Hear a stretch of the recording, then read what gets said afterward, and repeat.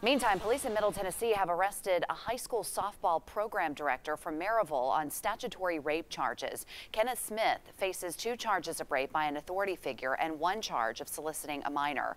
Hendersonville police began investigating after they say they received a report of a girl who was sexually assaulted there this week. Detectives say they found evidence of several incidents that took place with the girl.